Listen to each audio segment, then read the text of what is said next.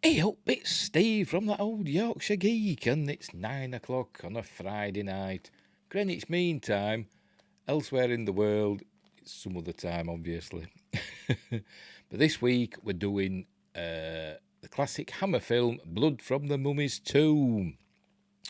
So we'll get into that in a moment, but we'll have an intro first.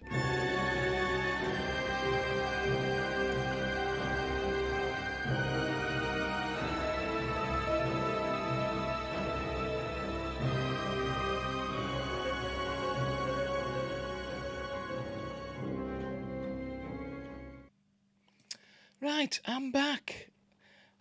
So before we get into the film, this is one that originally was going to star Peter Cushing as one of the main characters. The family of the main two characters in the film. The surname of the family is Fuchs, so they have a lot of fun with that in the film. Well, no, they don't, but I do. So that's going to be fun as we go through this, saying Fuchs a lot. Anyway, Peter Cushing was originally cast to play the male lead in this film, but he completed one day of filming and he had to leave the production because his wife was really poorly, and I think she died shortly afterwards. So they got Andrew Keir in, who you may know as Professor Bernard Quatermass in the 1967 Hammer version of Quatermass and the Pit. So they got him in.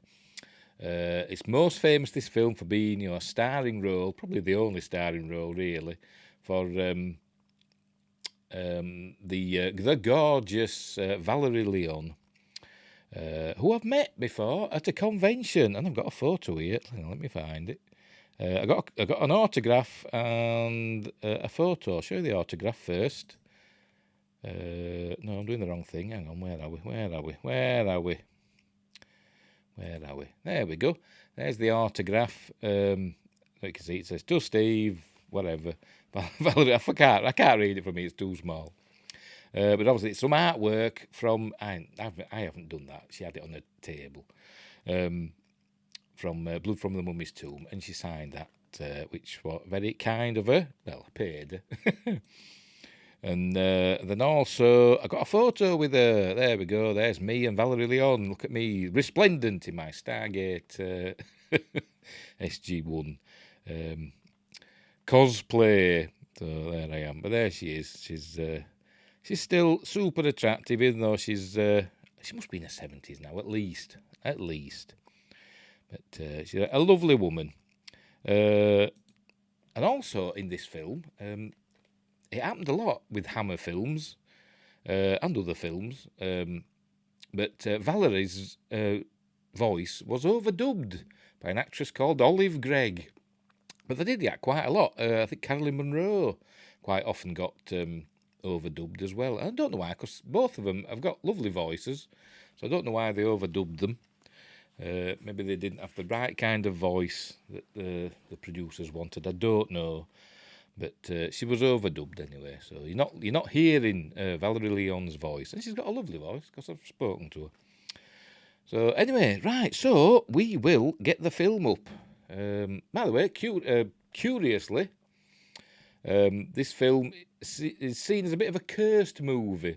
I've told you about Peter Cushing having to leave the film after one day, but also the director, Seth Holt, died of a heart attack on set, collapsed into the arms of Aubrey Morris, one of the cast members who plays the doctor in the film, and died, had a heart attack.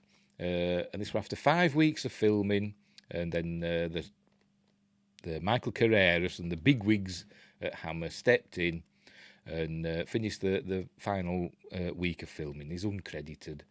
So there you go. And the budget of the film was $200,000. And that's about it for the interesting stuff. But curiously, coincidentally, I didn't realise this until I saw it on the news today. I chose this film earlier on today because I forgot it was Friday, and I thought, crikey, what am I going to watch? Anyway, I decided on this because it's in my intros.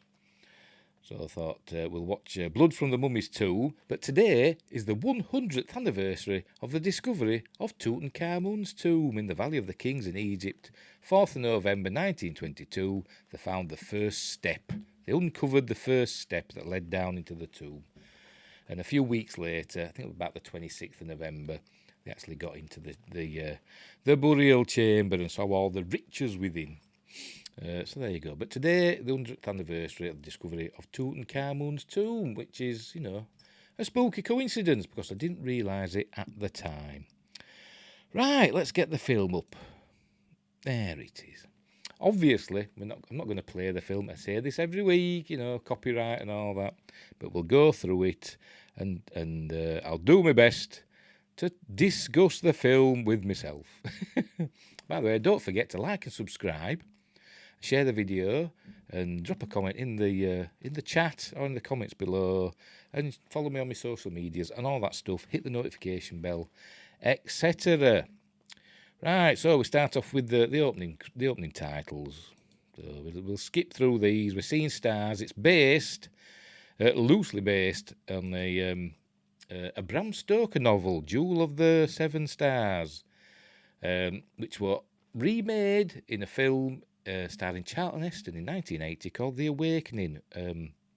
Which I've seen it, but I don't remember much about it. I remember somebody getting pulled apart by horses. That's all I can really remember from that film. Oh, and there you go. Based on the novel Jewel of the Seven Stars by Bram Stoker. By the way, going back, I did notice this in the credits. I don't know if it's the same person. I bet I can't find it again. Come on, go back. Go back. I'm sure it's on this bit. Just let me play a bit. Does it want to say it? Did it? No, I haven't gone far enough. Hang on, let's keep going. Hey, the joys of live streaming. By the way, there you go. Roy Skeggs, this isn't what I was looking for, but Roy Skeggs, production supervisor, he will go on to produce the excellent Hammer House of Horror TV series in the late 70s, early 80s. There's a production designer credit, and I'm trying to, if anybody knows, see if I can land on it. I'm not going to land on the bugger, am I? Come on, where are you? Hey, directed by Seth Holt. See, I'm going backwards and forwards in the bloody credits. There we go. Production manager, Christopher Neame. Now, I found that interesting because Christopher Neame is also the name of an actor who appeared in lots of things, but notably in Dracula AD 1972. I'm sure it's Christopher Neame. Hang on, I'm going to have to look that up again now. I'm going to have to look that up. Let's have a search. What the heck? We're live. But I'm sure it's Christopher Neame. Chris Neame. He's an actor. He played Johnny Alucard, can you hear me, in Blood from the Mummy's Tomb. He's been in lots of other stuff. He's been in Star Trek and all that. There we go, Christopher Neame. Let's see if it says he was a production designer. No, it doesn't say. It just says he was an actor. So it might be a different Christopher Neame, maybe. I don't know. But it'd be interesting if it were the same person. It would be very interesting if it were the same person. Let's have a look at his IMDb page, see if that says anything. Known for, right, filmography, actor, all acting gigs. Is there any as production manager? Let's have a look. Additional crew, what's this one? One credit. No, something else. That's something else. He did ADR voice group in Tomb of the Dragon Emperor. There you go. No, it must be a different Christopher Neame, but I just thought that were interesting. I thought maybe it is the same person, but maybe it isn't. So anyway, where were we? We were going through the credits, weren't we? There we go. Jewel of the Seven Stars, directed by Seth Holt, who sadly passed away while filming this. 5 weeks into filming, dropped dead from a heart attack. Michael Carrera stepped in, finished filming the film. And here we go. We start off with a dream sequence. There's the lovely Valerie Leon. Oh, you can't see. I was going to say, you can see on her wrist, she's got a, I don't know if it's a scar or a birthmark. Hang on, you can't see it from my fat head. Let me get rid of myself. There you go. Can you just see there on her wrist? She's got, I don't know if it's a scar or a birthmark. I suspect it might be a birthmark, which we will see comes into play in the film. So she's having a dream or a nightmare. And by the way, we keep seeing the 7 stars of the title is the seven main stars of what's known as the Plough or the Big Dipper or Ursa Major, that constellation. Anyway, so we're going back to ancient Egypt. We see a tomb here, hewn in the rock. By the way, there's some great sets on this film. Obviously, being a Hammer film, it'll be all, not a lot's on location. Although there is a bit in this, but it's mostly filmed on sound stages. There we go. There's the lovely Valerie Leon's legs. We'll just scroll up. I'll just do this. Then I'm not missing any of it. Anyway, she's playing here. By the way, when we saw her in bed, she's playing Margaret Fuchs. I'll say Fuchs, but they don't say that in the film. They say Fuchs. They do. I'm not kidding. I'm swearing. Anyway, here she is. I don't know if she's supposed to be dead here because she's breathing. You can see she's breathing. I don't know because they do something here. They stick something up her nose and put some drops in. I don't know if that's supposed to kill her, but we see her later on when she's obviously supposed to have been dead for thousands of years. And I don't know if is it Valerie Leon that's just not very good at holding her breath. But anyway. I mean, I'm not very good at holding my breath either. I'd be turning blue after like 10 seconds. But anyway, there she is in all her Egyptian regalia. Astonishingly gorgeous. She is.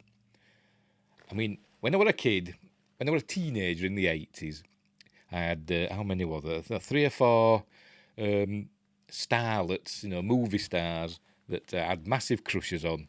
I think there were 4. There were Valerie Leon, there were Caroline Munro, there were Tanya Roberts, and there was Sybil Danning. We'd all seen in movies at the pictures. I think Valerie Leon, I remember... Well, Valerie Leon and Caroline Munro I'd seen in The Spy Who Loved Me, the James Bond film. Tanya Roberts I'd seen in Beastmaster and another James Bond film, View to a Kill. And Sybil Danning... in Battle Beyond the Stars, she played Valkyrie in that. Anyway, where were we? Right, so now they're going to stick something up her nose. I don't know if that kills her. We see these totems. There's a cat. There's a skull of a jackal, and there's a snake, a cobra. Anyway, so they do that. They drip some things up her nose. I don't know if that's supposed to kill her, and then they chop her hand off. There you go. So, which is there they go. They put her hand on a little plate, and they get an adze. I think that's an adze. Is that how you pronounce it? A-D-Z-E. Which were popular in ancient Egypt. You don't see much of them these days. Go on, get on with it. Apologies if you can hear me whacking my space bar. I've got all the subtlety of a bull in a china shop. There we go. There goes the hand. Brings it up again. Oh, look, there's a bit of, hammer claret on there. Hammer claret. There we go. Chopped it off. Nice bit of dangly gore off the end. Anyway, they throw it out. They throw the hand out. I think what they were doing here, I think these priests, they saw Queen Tara as evil. And they chopped her hand off so she wasn't whole. Because to be whole in ancient Egypt, to pass on to the afterlife, you'd have all your bits in the tomb with you. I mean, they did, when they're mummified, they did take out your internal organs and put them in jars, but they were there with you. But in this, they throw the hand out, as we will see. Great set. My hair in my face. There we go. They throw it out, and some dogs appear. There we go. Start fighting over it, but they come a cropper. They don't last very long. She's tossing and turning. Is our Val? Sorry, she's Margaret, isn't she? Not Valerie. There's the cobra. There we go. There's a dog with its throat ripped out. Everybody seems to get their throats ripped out in this film for some weird reason. I don't know why. They just do. And then we see the hand scurrying across the desert, and it's quite comical. There it is. I don't think that's Valerie Leon's hand. The fingernails don't look quite right, do they? I'm trying to pause it. Never mind. Anyway, so off it goes across the desert. And it nearly gets back in. It must sneak in down here at the side, but they don't notice it. Anyway, they all die. A great wind comes howling, and they all die. They all get their throats ripped out as well. There you go. More hammer redness. And then she wakes up screaming. There's Margaret, and Dad comes rushing in. I can't remember his first name. Hang on, let me have a look. I forgot his first name. Julian, there we go. Julian Fuchs comes running in, the erstwhile Andrew Keir, saying, what's up? Nightmares again, yes. And then he looks a bit shifty. He's a bit creepy in this, I must admit. He says, "Don't worry, it'll soon be over," and does a dodgy look to camera, as though he knows what's going on, and he does know what's going on. Right, this is I forgot his name as well. Villiers, James Villiers. Is it James Villiers? Yeah, James Villiers as Corbeck.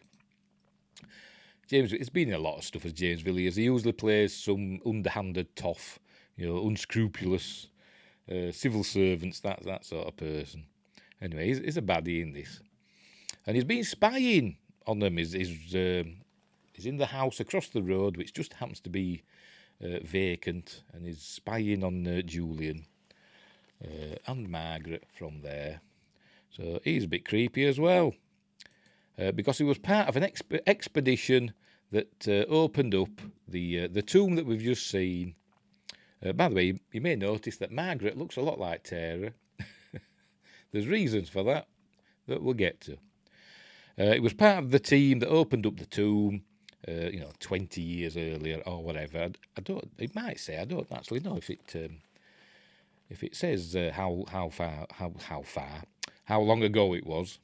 But I've just finished watching it, and I didn't even notice if they said about 20 years. She's supposed to be round about 20, isn't she?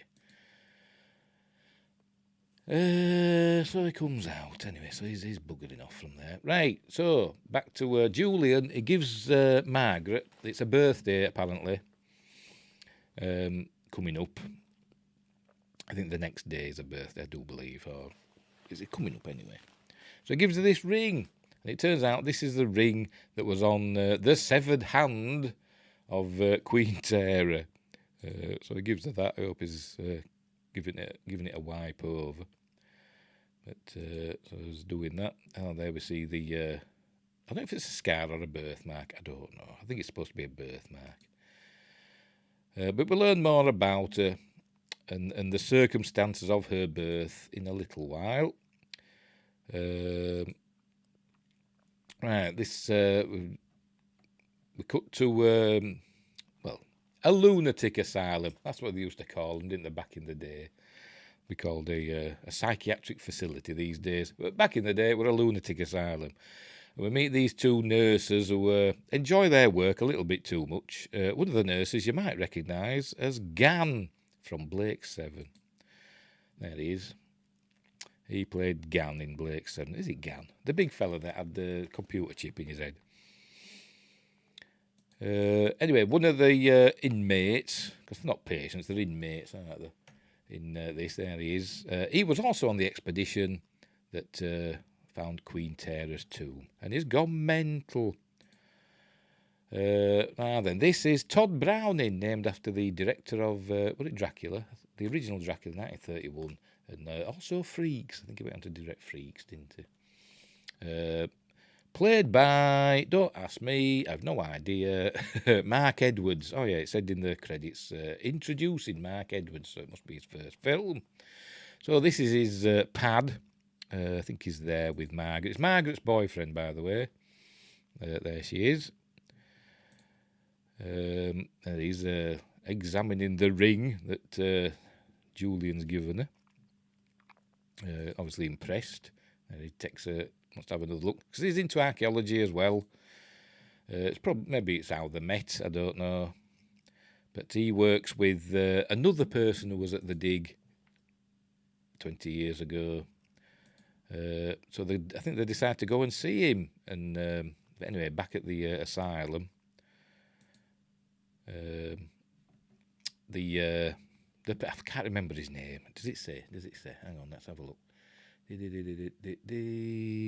Berrigan. Yeah, that's Berrigan in the asylum. He gets a visit from Corbeck, and he's looking for the.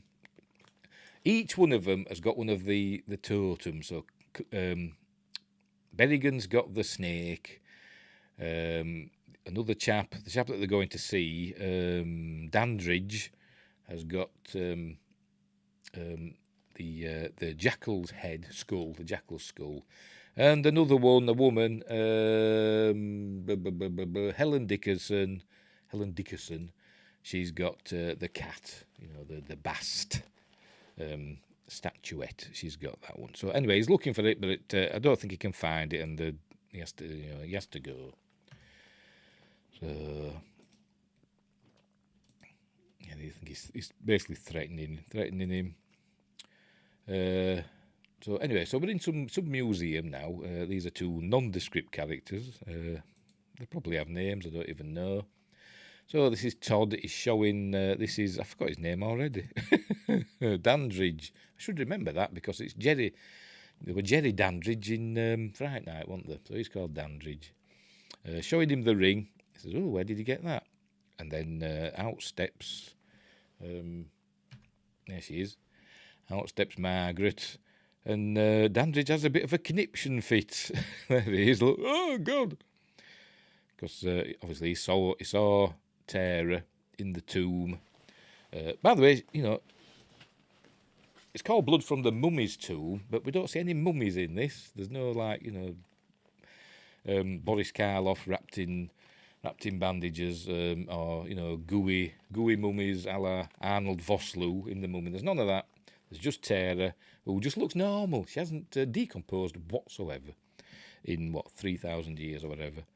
This is the Helen Dickerson. She's some sort of fortune teller now. She started out as an archaeologist, opening up Egyptian tombs, and now she's a fortune teller with a crystal ball, and we see her later on with some tarot cards or whatever. There she's telling the future to somebody. But she sees it. I think she sees in the crystal ball, she sees the 7 stars of the plough. Oh, she's seeing them there in the buttons. Oh, well, that was it. She saw it in the crystal ball, and then she thought, oh, crikey, nearly had the fit herself. And then she saw, that pattern on the buttons and thought, oh, it was just a reflection. But was it?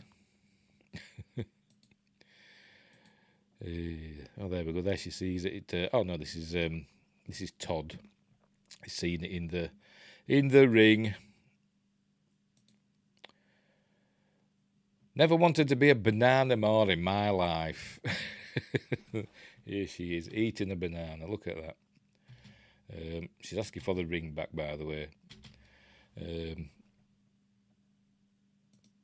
And as the film goes on, she gets kind of more like possessed by the spirit of terror. It starts more or less straight away as soon as she puts the ring on, but it gets more pronounced as the film goes on. This is one of... I forgot his name again already. Dandridge. Why can't I remember that? It's one of Dandridge's assistants, making sure he's okay. She kind of reminds me of Joe. Is it Joe Partridge from Doctor Who? No, one of John Pertwee's assistants. I know it's not her, but it just reminds me of her. There he is. And it he fobs her, you know, he says, "Oh, we're all right." The doctor says, you know, I should expect more of this at my age. Anyway, he goes into his cupboard and he gets out his little, he's got a box with the skull in it, the jackal skull. I think he's just making sure it's still there, and it is. And then James Villiers appears. I forgot the name of his character already. Corbeck. Well, I can't remember stuff. Of course, I'm an idiot. Corbeck pays him a visit. There he is. He wants the skull, but sends him packing. Right, so she has another dream. She's in bed with Todd. Lucky bugger. So she starts having a dream. I think now she's going to see. We're going to see her dad and the others getting into Tara's tomb. After we have a little journey through space and time. Speaking of Doctor Who. Anyway, so here we go. See how they come in, and it's actually a really, really nice set. We get a bit of a bit of dust blowing through. Really nice, really nicely done. And there we go. See, there's 5 of them all together, and then there's two porters as well, which makes 7. Is that supposed to be because of the 7 stars? I don't know, but there are 5. I think there's 5 of them. 2 and then 3. Yeah, there is 5 of them all together. So here we go. Here's the entrance to the tomb, with the old false door, but it's actually a real door. And he opens it up, and we see the tomb. In a minute. And they go in, and they open up the sarcophagus, because that's what they just did in them days. It's wonder they didn't use dynamite on the, to open it up. That's the sort of thing they did, didn't they? They didn't give a monkeys back then. Anyway, they open it up. There we go. We're seeing that's the jackal skull. They're going to open up the sarcophagus, and they see that she's in pretty good nick for a mummy.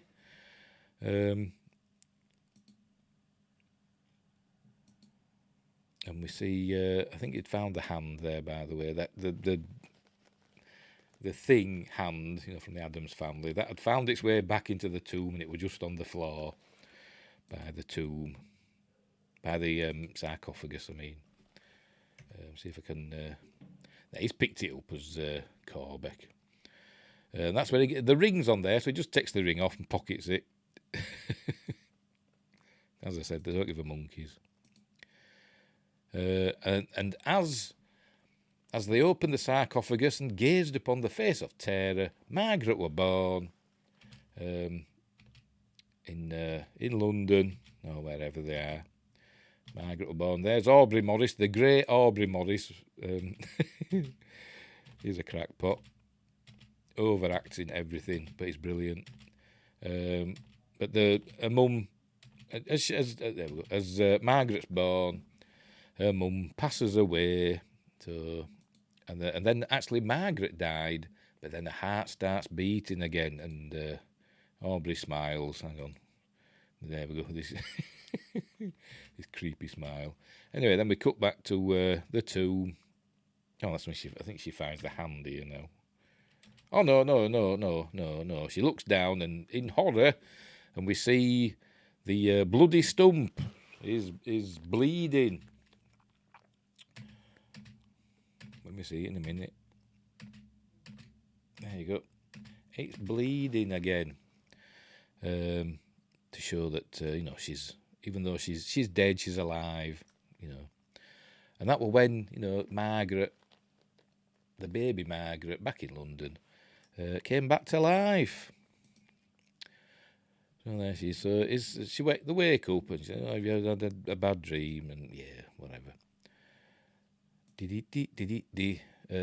Right, but here we find out now, Julian Fuchs goes down into his basement, and we find he's got a replica of the tomb. Obviously where they filmed it. He's got a replica of the tomb in his basement with the sarcophagus, with Tara's body inside. Just costs for. And he looks upon her, he opens the sarcophagus, sarcophagus and looks down on her, and then it looks like he's about to kiss her, because his head starts to move down, as you see. Look, hang on, in a minute. There she is. Come on, go back to him. Come on, I know you're going to do it. Oh, it's going to do it, is it? It must be in a minute. He's gazing upon her anyway. She's the spitting image of Valerie Leon, because she is Valerie Leon. And then it looks as though he's going to kiss her. Because he's very creepy. There you go. He's going to do something there, isn't he? He's doing something untoward. So he's in love with Tara, but Tara's also his daughter. So, unbelievable. This is Todd arriving in his snazzy old car. I'm not exactly sure when this... I think it's supposed to be modern times, or when it was made, 1971. I think that's when it's supposed to be set, but Todd's driving about in this old vintage car. He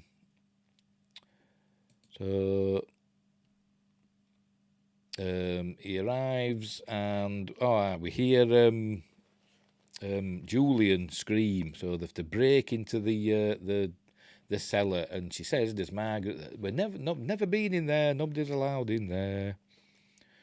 So he breaks the door down, and down they go. And this is when she sees that she's the spitting image of Tara. And this is when I think some of the spirit of Tara passes into Margaret, because this is when she starts acting a little strange. So here we go. So she says, she's got to go and get the doctor. Aubrey Morris, I can't remember his name. Where are we? Dr. Putnam. Got to phone Dr. Putnam. So they get him up. They get Julian up to his room. There's Dr. Putnam. He says, I think what's happened is basically he's had a stroke. But they found him, and his throat were all scratched. His throat wasn't torn out like everybody else's. It was just a bit scratched.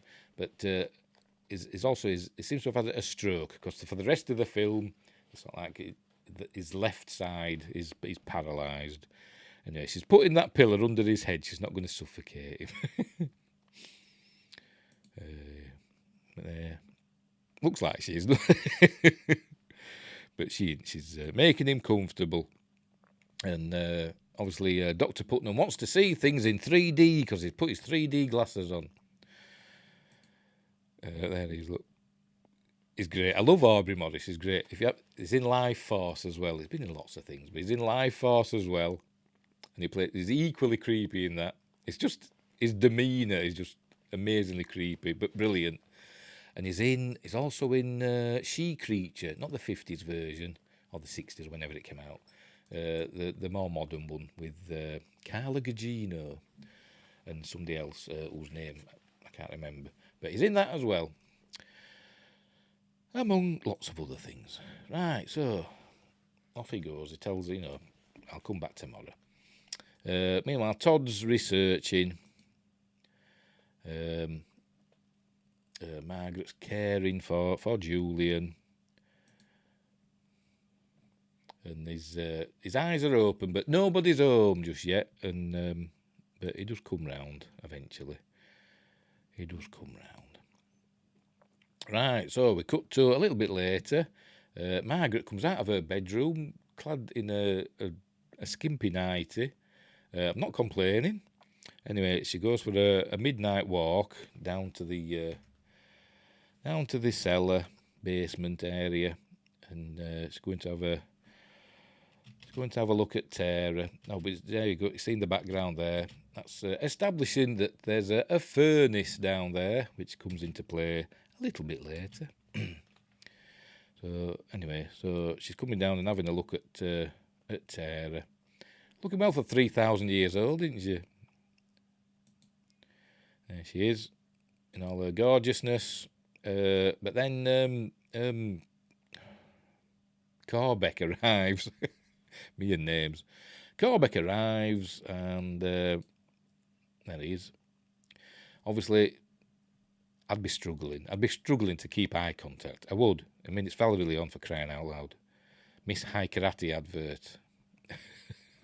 I would be struggling to keep eye. I mean, you would, wouldn't you? You'd be like, I'd be like focused, laser focused on her eyes. Anyways, telling her all about, what happened. That she was born as the found terror. And that Julian knows all about it. And she calls out to Todd. Todd comes down, and he hears Corbeck telling Margaret, doing all the exposition. And but I don't know if he really believes it, but you've got to really believe it. I mean, there's a woman there that's lying in a sarcophagus that looks alive, but supposed to be 3,000 years old, and looks exactly like your girlfriend. But anyway, so he's being cool, smoking a cigarette.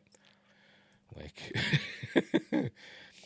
there he goes to shake his hand, and Todd ignores him because he's a baddie. Not Todd, him. Corbeck's a baddie, and you don't shake baddies' hand, do you? By the way, at the end of this film, spoilers. Nobody. It's not a happy ending. Let's just say that. They try and phone Dandridge because they need to find out about these objects.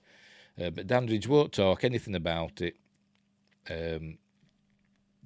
I think Todd mentions that Corbeck's there, and he says, "Oh no, it won't have anything to do with it, not with Corbeck, blah blah blah." So, and he hangs up on him. So next up, they've got to go and see, I forgot his name, Berrigan. They've got to go and see Berrigan in the lunatic asylum, and the doctor's telling him that he just reads his books all day, and writes in his notebooks, and that he had a visitor the day before, which was Corbeck, as we know. But anyway, Margaret goes all terror on him and pretends to be terror to get information. They want the snake. There he sees her. Ah! Anyway, they want the snake, but it doesn't tell them where the snake is. Turns out it's just in the cupboard.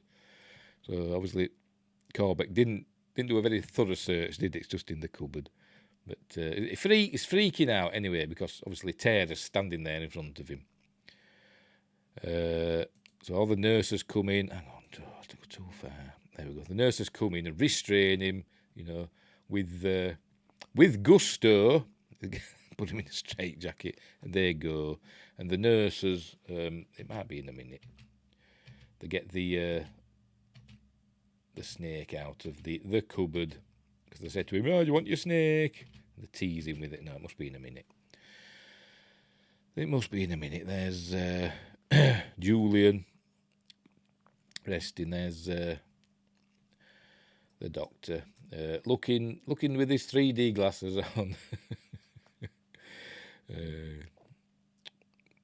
there's nothing to say, really. Just keep an eye on him. There he is. Look. Todd's still doing his research. By the way, she's had another costume change. It has lots of costume changes in this film. Not complaining. It's more exposition about terror and how you're evil and stuff like that. Blah blah blah. Here we are back at the asylum. They get the snake out to tease him. In a minute, there you go. There's the snake, and they leave it out, and then. Thunderstorms are brewing outside. All the inmates are all wailing and screaming, and but then it suddenly goes all quiet, and then the snake starts to move.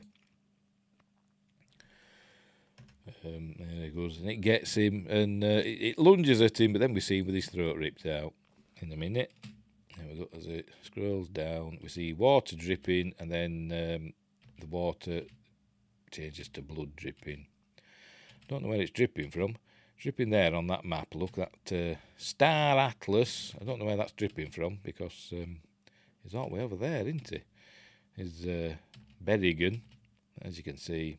That's not looking good, is it? No, that's not looking good. So he's had his throat ripped out. Lots of that going on. Right, back at Shea Fuchs. I think he wakes up now. The curtains are open. Oh, no, we haven't got to that bit yet. There she is. By golly jeepers. She's having another wander about in her nightie. And, that's all we're watching this for, innit, really? Just to see Valerie Leon wandering about in a nightie with a wind machine blowing in her face. What more could a red-blooded man want? But there you go. She sees the snake has appeared magically, and the other things appear as well. But because Berrigan's dead, the snake makes its way to Tara's tomb. Obviously, it knows where Tara's body is. It hasn't sodded off to Egypt. There we go.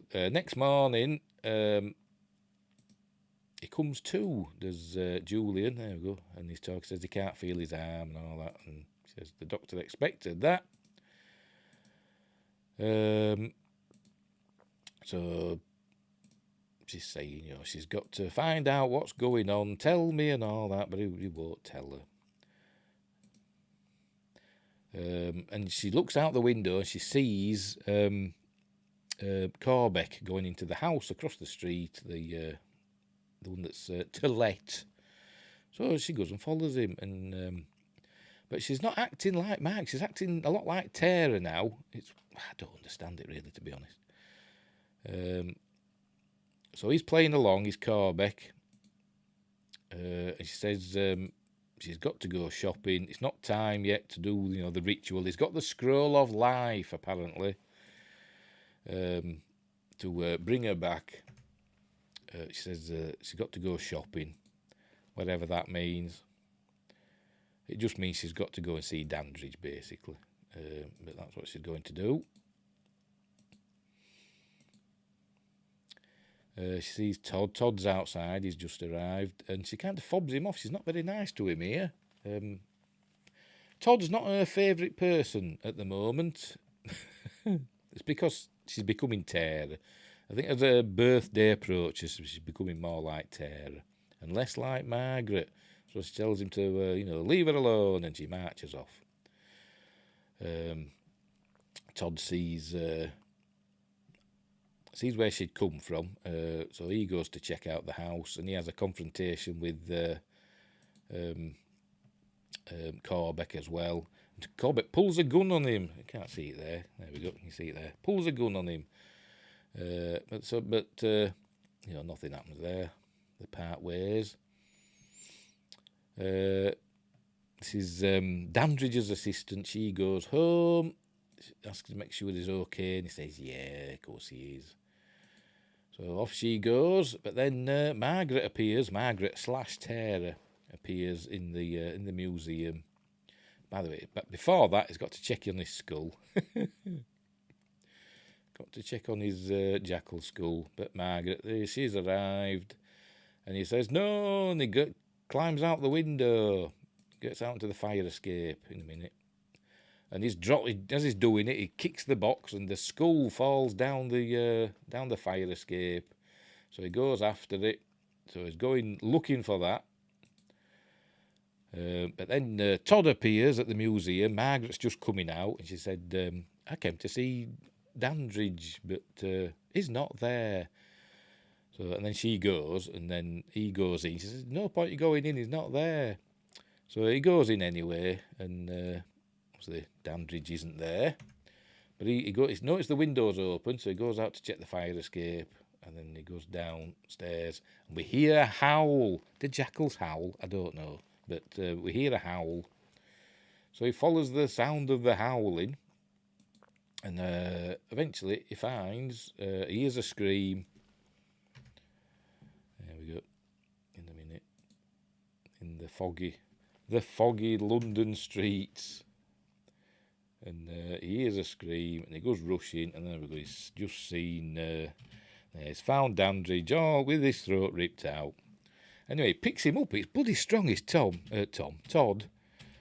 As you see, he just drags him out of all this stuff and then picks him up, you know.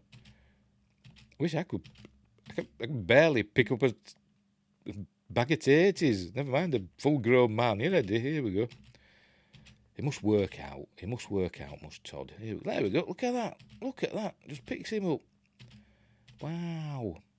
Anyway, but he comes outside here and he sees... There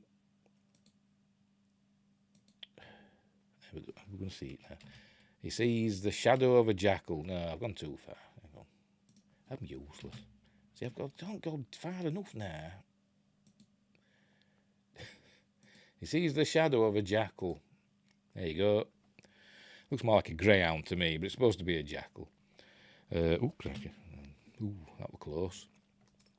So he sees that, and that scud is off, obviously on its way to Tara's tomb. I don't know where he's taking Dandridge, by the way. Does he take him to hospital? Does he take him to the police? I don't know.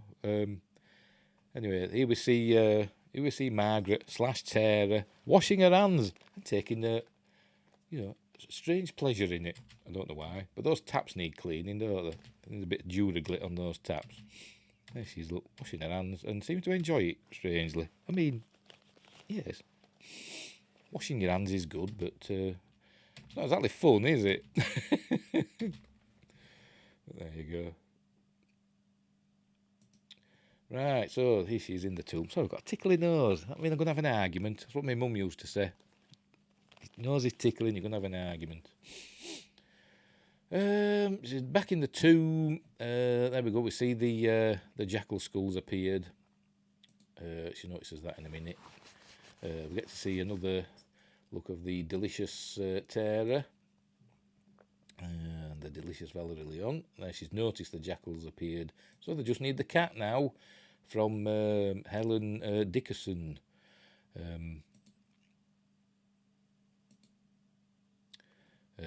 Here we got Todd.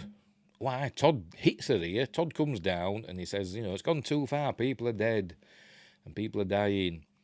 And he slaps her. I don't know if he does it here now, but no, I've just missed it. I've just gone too far. And I was like, crikey. Hang on, let's... they turn round. Todd's here. Where is he? Come on, there we go. Come down the steps.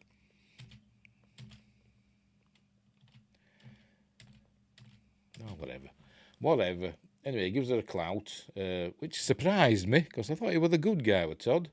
But that to give a reason for her to say what she says, because as he goes, she says, "If you go, you'll die," and she wishes death upon him, and then he dies. So, there we go. There we go. Clout gives her a slap. Oh, heck, don't want to do that. So he goes, he's in his car, there we go, and his roof comes up, and he tries to grab it. The car's still going, even though it doesn't look like it there. Obviously, the car's supposed to be moving. But then it crashes into a tree. I've gone too far again. She's screaming, it's Margaret's last Tara. And then it hits a tree, look. Ah! Obviously, they didn't really crash his car, but... and then we see... Oh... And he falls back, and his throat's torn out for some reason, even though it looks like he's doing it himself. But puts his head close to that spinning wheel, doesn't he? Don't want to go all Isadora Duncan, does he? You have to look that up. So Julian gets out of bed and manages to get his dressing gown on.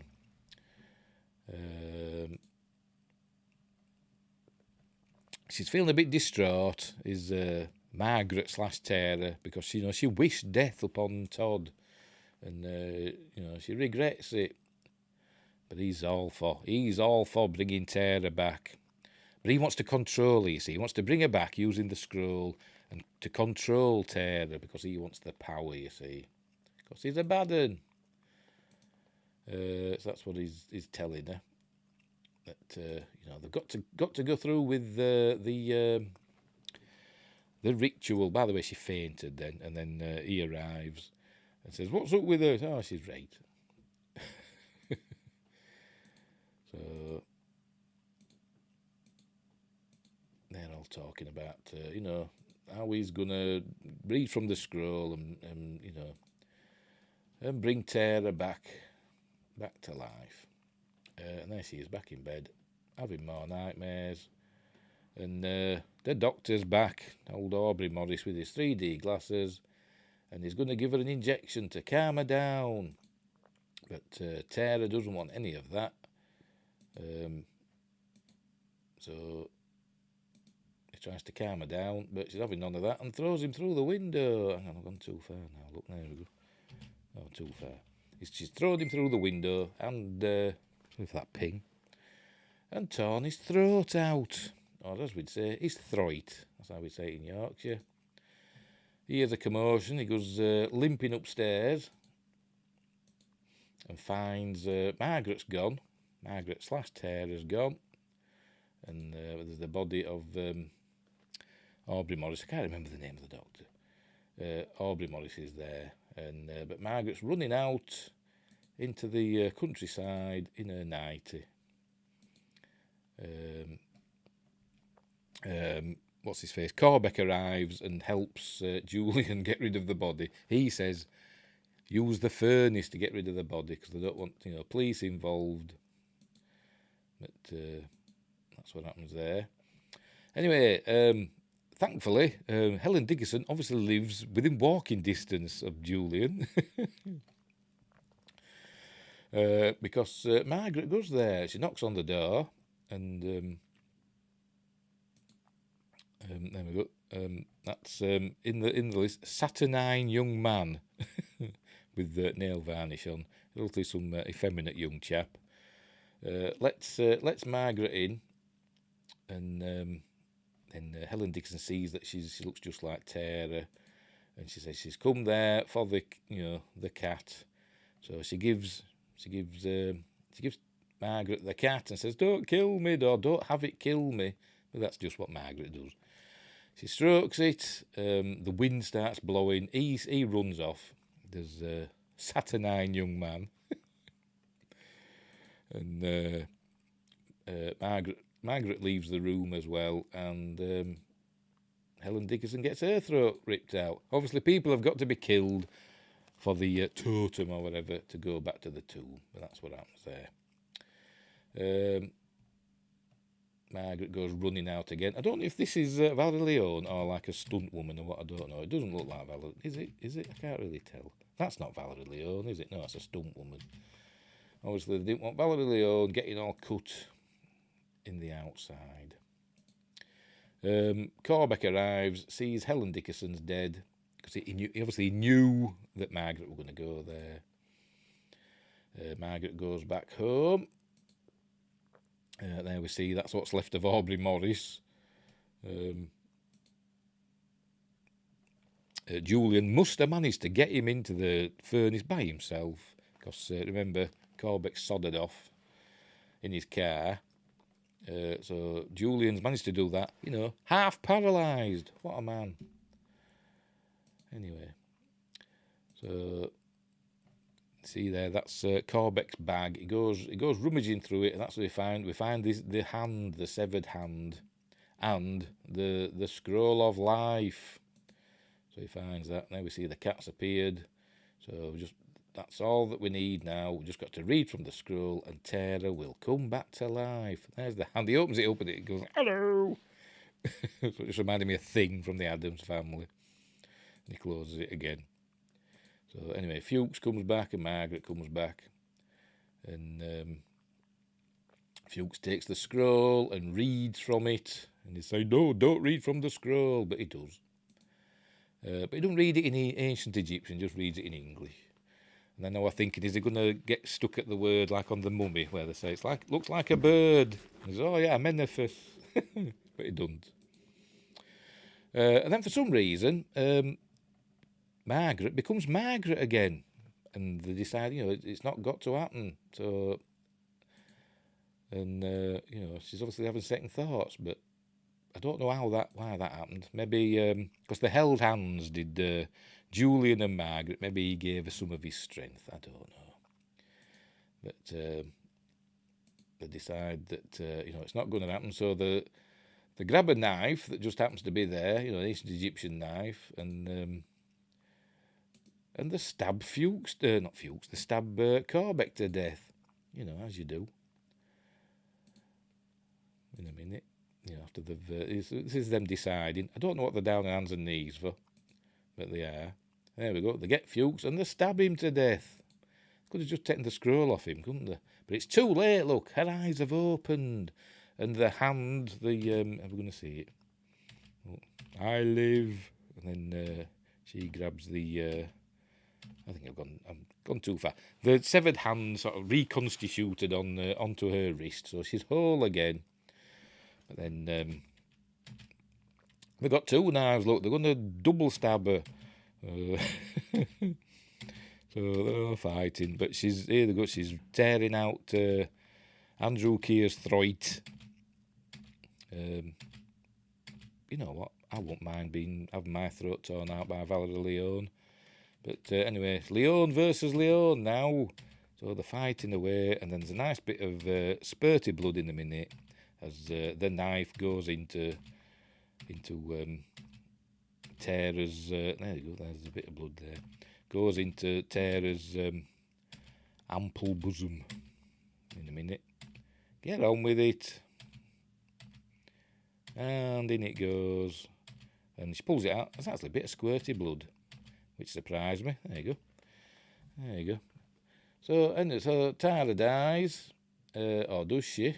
We'll see. But then everything starts to break. All starts collapsing. Remember, this is under the house, so obviously the house must have collapsed for some reason. I don't know why, but it does, and it all collapses. We see. You can't see from my head. Hang on, I'll move. There's some feet there. That's supposed to be Tara's feet. She's in the sarcophagus. It's all stuff's collapsing onto her. It's obviously a dummy, a wax dummy or something. But I'll just get rid of my head. There you go. There you can see there. See the toes there. And as it does, some of the toes break and they're like, ooh! You ready? I'll show it in a minute.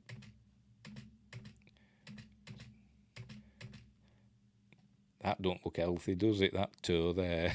Ooh, and it caught it. Look at his brockers, that toe. Ouch. Oh, blummy number. I bet that stings. I know it's a dummy, so it'll be a wax dummy, won't it, that's in the sarcophagus. So anyway, so everything collapses, and then we cut to a hospital, and then I don't know if it's a nurse or a doctor, comes in, checks a clipboard, and we find that there's a woman being brought in. She was found naked. Don't know why she was naked. Under the house, everybody else had been crushed beyond recognition. They don't know how this woman's still alive, but she's in bandages. A mummy. It's just twigged. She's an actual mummy now. So she's covered in bandages. How many times have I seen this film and I've just realised she's turned into a mummy at the end of the film? But there we can see, and it's obviously Valerie Leon, but they don't know who she is. She can't, and say only she can tell us who she is. But then her eyes open and she starts muttering something, but I don't know what. I thought she was going to say, I am Tara or something, I don't know. But is she Margaret? Is she Tara? Don't know, because that's how the film ends. Leaving you on a bit of a cliffhanger. Is she, a bit of a, I know this was made before, but a bit of a, the Medusa touch cliffhanger.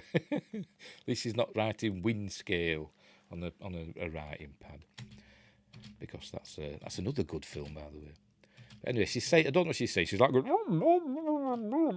don't know what she's saying. I don't know. I didn't have subtitles, so I don't know. It probably just said muffled, or unintelligible. But then we get a freeze frame, and then it ends. The credits start coming on. There you go. Freeze frame. Andrew Keir, Fuchs, or there's Fuchs. Valerie Leon, Margaret Taylor, James Villiers, Corbeck, Hugh Burden-Dandridge, George Kalouris, Berrigan, Mark Edwards, Todd Browning, Rosalie Crutchley, Helen Dickerson, Aubrey Morris, the great Aubrey Morris, Dr. Putnam, David Markham as Dr. Burgess. I think that was the chap in the lunatic asylum. Joan Young, Mrs. Caporal. I've no idea who that is. James Cossins, older male nurse. David Jackson, young male nurse. I think David Jackson. I think that must be Gan from Blake 7. Jonathan Byrne, a saturnine young man.